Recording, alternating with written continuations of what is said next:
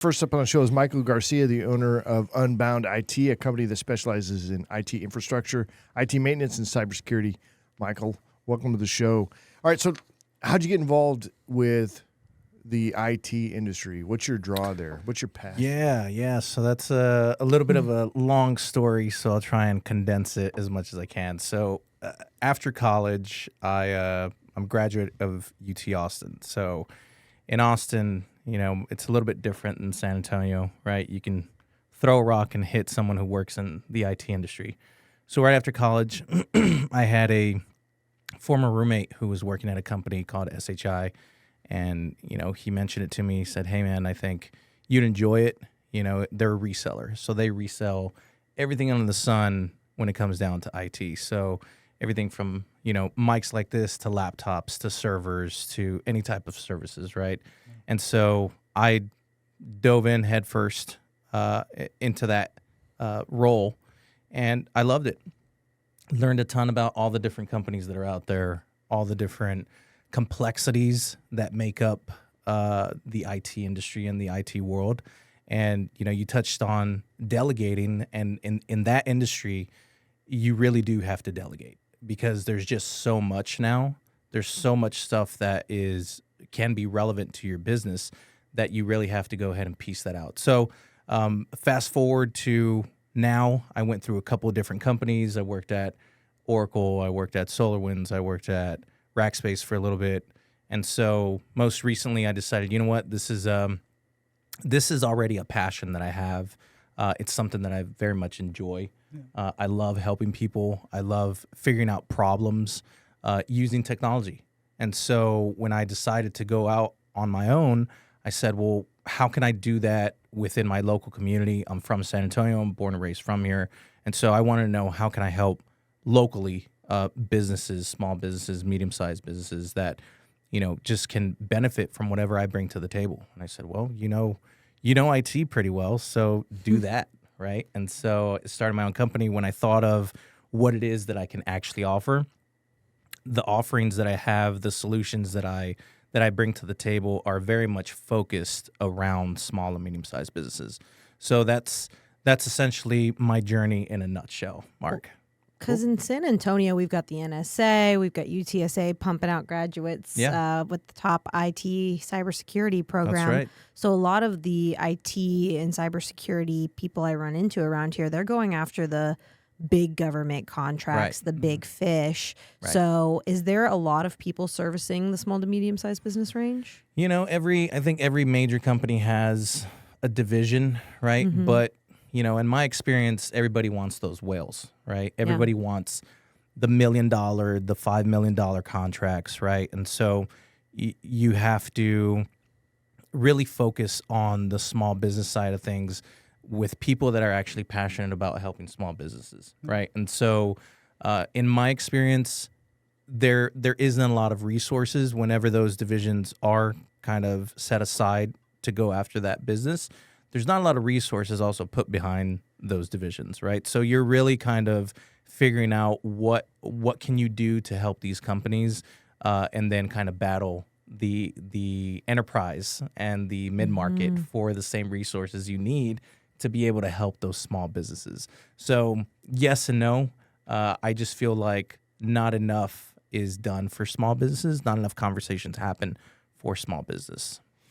So with respect to small businesses, how serious are they taking their cybersecurity? I mean, there's reasons why they don't get involved with it. They don't do the things they need to be doing. What's your take on why they're not taking it seriously? I think it's the mindset. It's lack of just knowing how serious cybersecurity is. I think a lot of businesses maybe feel that they are a small fish in a big pond. Right. They feel that they're so small that who's going to target them, right? Who's going to go after them, right? They're not making that much money. They're not someone that you can extort hundreds of thousands of dollars for. But that's not the case at all. The majority of these Fortune 100, Fortune 500 companies that are in the industry or that, have a presence, they're spending millions of dollars on cybersecurity, right? They've probably got a budget of, if they're a Fortune 100 company, they've got a budget of maybe like $100 million or more that they're dedicating just to IT. And so a big portion of that is going to cybersecurity. Whereas a small business, it's probably nothing. Yeah, zero Yeah. budget. Zero budget. What's your right? budget there, Dennis? On cybersecurity, right? Did this mic cut off? Probably the same as mine, it's like not a whole lot, right? Yeah. Should be more. Yeah. But when you really think about it, it's like, when was the last time that you got one of these texts that was, hey, you just got a package, click on this to get your package, Yeah. right? Right. True. That's a phishing scam. Oh, yeah. That's what's known as a spear phishing, where they're targeting you, right, directly. And it could be for a $200, gift card, right? Those are pretty popular because they're not really traceable. And it could be something more nefarious, right? That you click on that link and it puts some type of spamware on your phone that's going to track all of your movements, and they're just waiting for you to log into your app, your bank account app, right? And now they've got all of your personal private information that leads to your bank account. Yeah. So I think we touched on lack of awareness on a part of the business owner as far as the need for it, and also maybe resources. Right, they may not have the budget, or at least they think they don't have the budget for it. But then also the perceived complexity of the issue. Right. Where do I start? How do you address that? Yeah, so I would say get with a consultant. Get with someone who actually speaks the language, who actually knows the environment.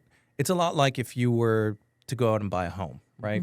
Or you need a credit repair, right? You don't know where to start. Find someone who's in the industry. Find someone who's actually in the trenches and sees all those different things, right? If you're looking for a home, go find a realtor. They're going to help you kind of pinpoint the exact area that you want to live in, right? What you're kind of looking for, the type of house that you want. It's the same thing when it comes down to cybersecurity or IT. You just want to find someone who's actually been in the industry and can guide you along the way. So we've kind of talked and touched on affordability. The small businesses, they don't utilize it.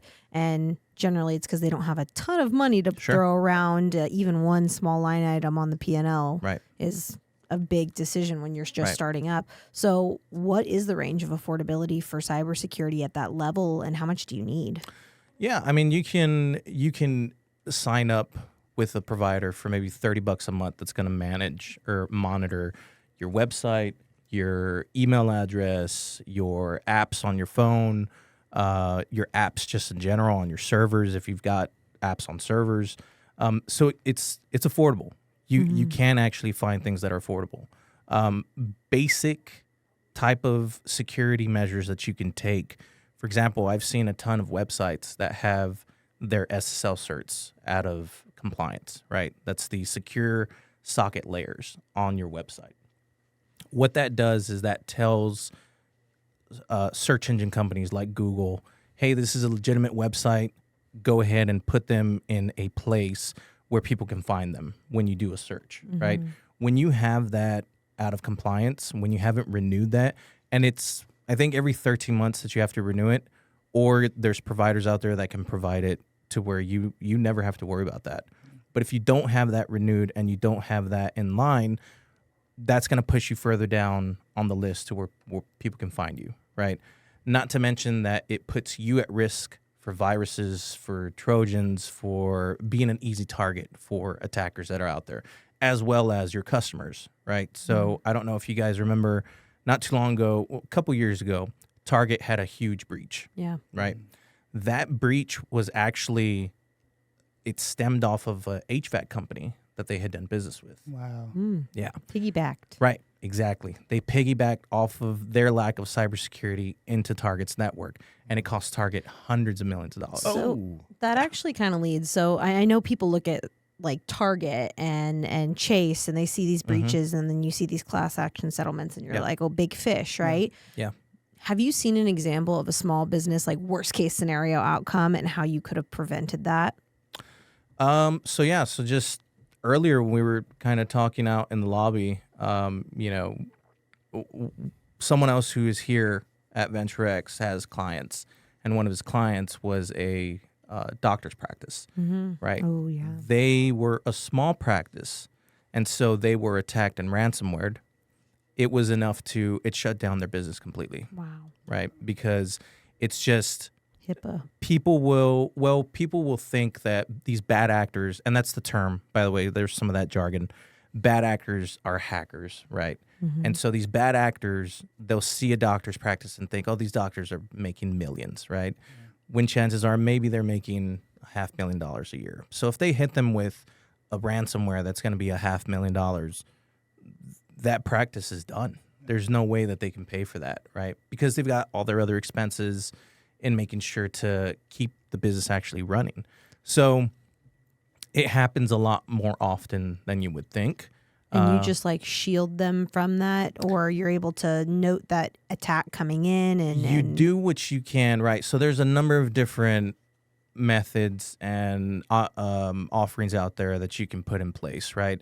One thing I will mention is you are never 100% guaranteed to not have a breach, to not get some type of cybersecurity issue. And if anyone ever tells you that, they're lying to you, right? This is a continuous evolving thing that we are, for the first time in human history, involved in. So it's something that you want to try and mitigate, and there's different things that you can do, right? Everything from a $30 solution that's going to monitor everything and kind of give you a heads up so that you can take some type of action, to literally replicating your entire environment if you're a bigger size business, right? But once you get to that point, we're talking about hundreds of thousands of dollars, right? If that's what your environment is already. All right. So I noticed you got your laptop in front of you because you got notes, right? Mm-hmm. So obviously it's important to have cybersecurity, right? To have something in place, right? Yeah. So protecting our data is kind of a given. Business continuity, which I think is what you touched on there, that's a big deal, because not only do you have the interruption that can happen, but then you have the revenue stream gets cut off. Right. So there's problems. People are chasing problems, trying to fix it or whatever. Right. But then you can't execute on your services. So what do you think is like the biggest revenue hit angle on somebody who has a cybersecurity breach? The biggest revenue hit in terms of... Is it recovery, or is it the interruption of services? Oh, yeah, that's a great question. So it's one of those questions. They both suck. Yeah. Really, above. it's going to depend, right? If you have a business that's making millions of dollars, right? Or let's just stay with the small business, right? And you're making, $5,000 to $10,000 a day. If you're out for 10 days and you make $10,000 a day, that's $100,000 you've already lost, right? And so if it's the recovery portion, if you can manage to spin up a whole nother website within 2 weeks, and that's the lifeblood of your business, then you're going to be okay, right? But there's still all the things that go behind, well, what's running through that website, right? If it's a whole new web address that you have to come up with, or if it's a whole new system that you have to put in place, well, how much is that going to cost me, right?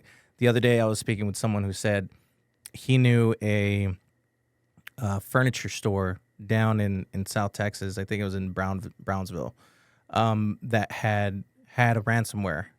This is Howie mentioned it on our call. He said they got hit for $2 million, I think. Wow.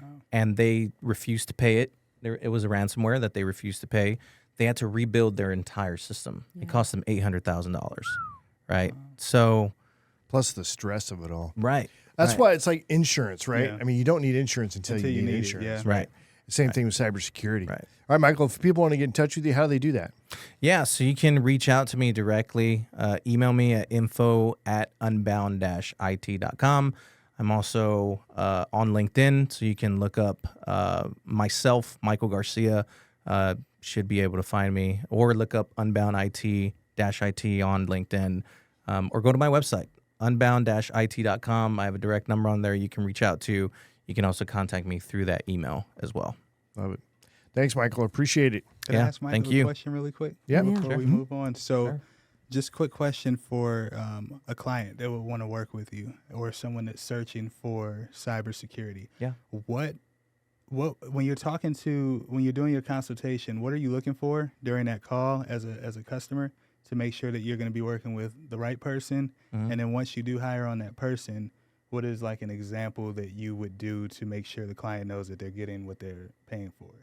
Because small businesses won't really know. So Oh, that's Yeah. a great question. Yeah. So I think a big part of that is education. okay, Right. So one of the first things that I look for is what is their level of understanding when it Okay. comes down to cybersecurity. Right. okay, An easy way to do that is just for them to explain to me kind of where they're hosting their website, especially for small businesses. Right. okay, Because like I said, they may not have servers and a number of applications Yeah. that they're running. Right. So I So host on GoDaddy. What would you tell me if I was? yeah, trying so GoDaddy's kind of notorious for having a couple breaches. Okay. But WordPress had an issue not too long ago as well, Yeah. right? So you just want to make sure that you have the basics put in place if you're a small business. So the basics would be like making sure your SSL certs are up to date, Okay. a firewall put in place, a web application firewall put in place, which is going to help with like DDoS attacks. Okay. You can consider that as like a smarter version of a firewall, Okay. right? Making sure that they have simple, like good security practices within their own team, Yeah. right? So 70% of attacks that happen on small businesses are actually social engineering, Okay. which is that phishing attack, right? Okay, Where you yeah. get that email that's like, it looks like it's coming from someone that Yeah. a trusted source, Yeah. but it's really not. That's right? why I always check the email address. Like, Always where check did it. it come from? Yeah. Always check it. Yeah. Yeah. So, for example, myself, those are some of the things that I offer Okay. to my customers, right? Making sure that all those boxes that I just mentioned, that they have all those checked off, right? Okay. And then just educating them as well. Education, I think, is very important, enough to where, again, like you're communicating to someone that's not, and this is more so for myself when I speak to clients, Yeah. right? That I speak to them in a way that they understand, right? That it's not going to be something that goes over their head and they're like, well, that sounds like it's important, but I don't know Yeah. if that's a fit for me, right? What do I So, do about okay. it? Exactly. True. Yeah. That's good. Yeah. Awesome. You guys Thank might need to Appreciate it. have coffee or something. Oh, yeah, after we- Yeah, this. for sure. We need to connect for sure. We've been trying for a little bit. little now. bit, we but gotta we'll get it together. done. Yeah. Do or do not, right? Definitely. Well, it's one of those deals. You don't need it until you need it, Yep. right? Mhm. That's the Yep. thing. That's right.